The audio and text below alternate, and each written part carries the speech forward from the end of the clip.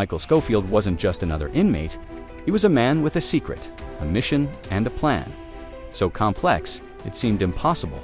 To the world, he looked like a criminal serving his time in Fox River. But hidden beneath his calm, calculating demeanor was one of the boldest escape plots ever conceived. Every step, every move, every detail had been rehearsed in his mind long before he ever set foot inside those prison walls.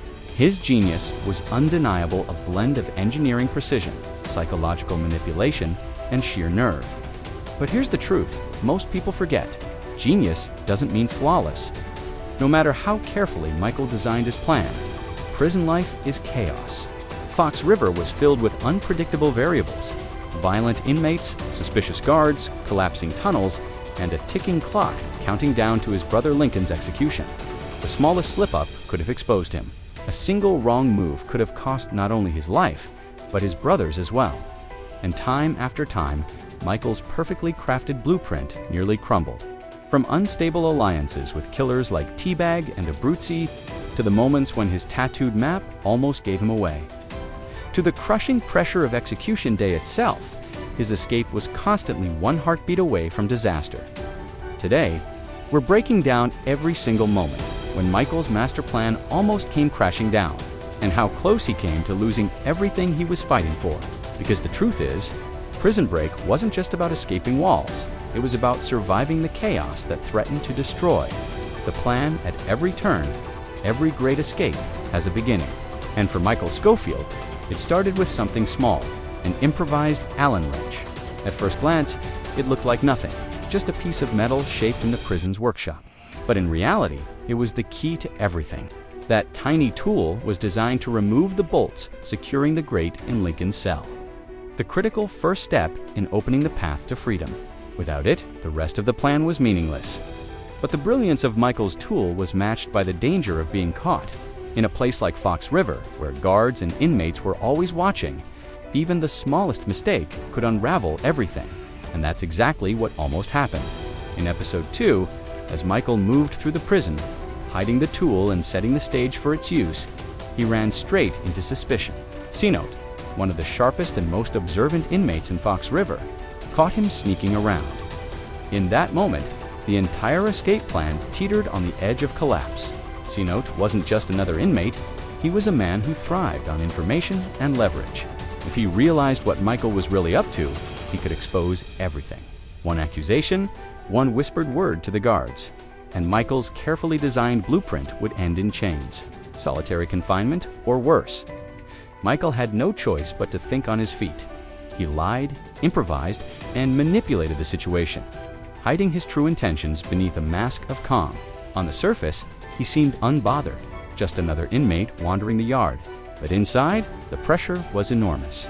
If he slipped, even slightly, the Allen wrench and the entire plan it symbolized would be lost forever. This was the first real test of his genius.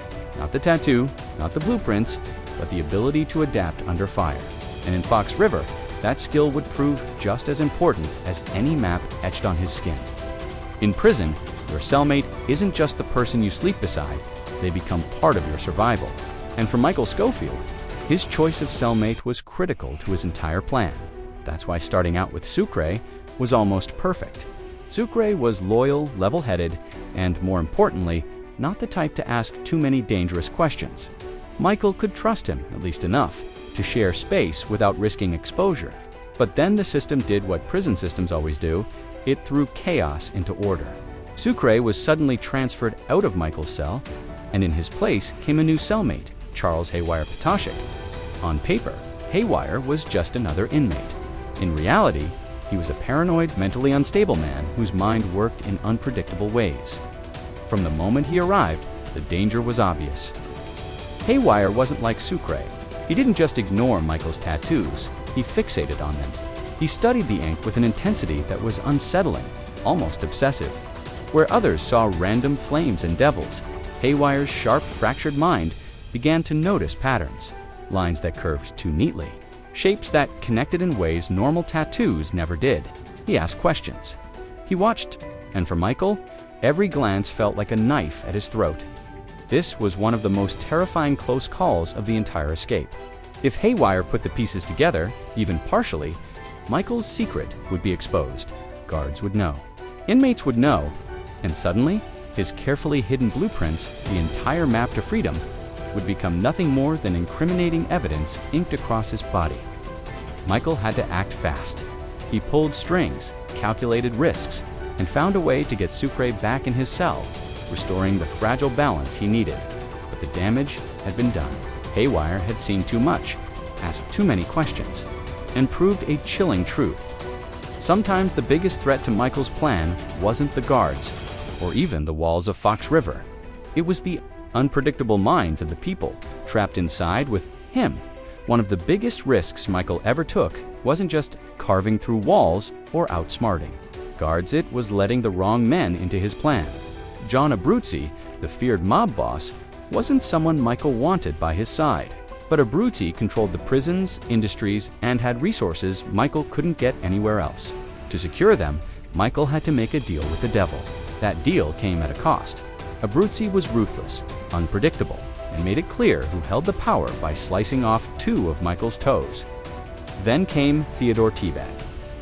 Bagwell, a man Michael never invited in, but one who forced his way into the escape.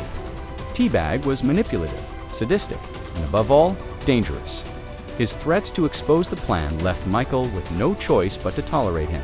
Yet every moment T-Bag was involved, the risk of violence and betrayal grew, where Abruzzi could be reasoned with through business. T-Bag was chaos incarnate, a ticking time bomb in the middle of the escape.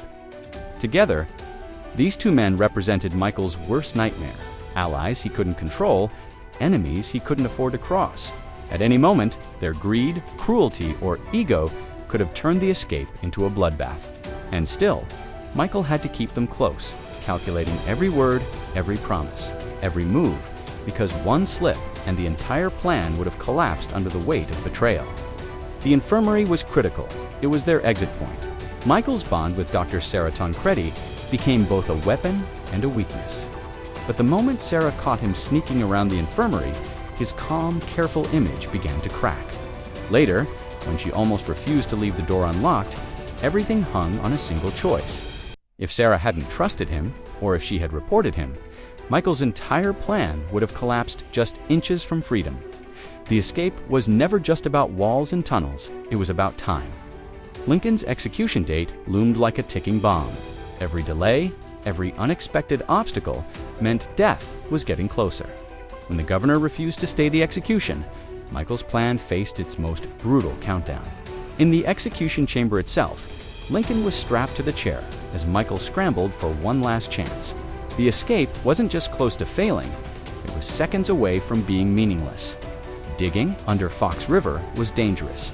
The tunnels they carved out beneath the prison walls were unstable, narrow, and constantly at risk of caving in. At one point, the tunnel collapsed, burying all their work in dirt and debris.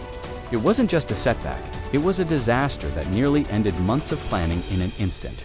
Michael had to rebuild under impossible pressure, knowing one more collapse could trap them all underground forever. When the night of the escape finally came, everything that could go wrong did. A lockdown nearly stopped them from reaching the infirmary. Sarah, heartbroken and conflicted, left the door locked. The group scrambled through chaos, nearly exposed at every corner. And yet, even as the walls of Fox River seemed to close in, Michael improvised, turning mere failure into one of television's most thrilling escapes. The fact that they made it out at all wasn't just genius, it was a miracle. Michael Scofield's plan will always be remembered as one of the most brilliant in television history. But brilliance doesn't mean perfect. At almost every turn, disaster loomed, from unstable allies to collapsing tunnels to the very people he trusted. The truth is, Fox River's escape wasn't just a story of genius. It was a story of survival, luck, and improvisation in the face of near failure. Because for Michael, the question was never just, will the plan work? It was, can I keep it alive long enough to succeed? And that's what made Prison Break unforgettable.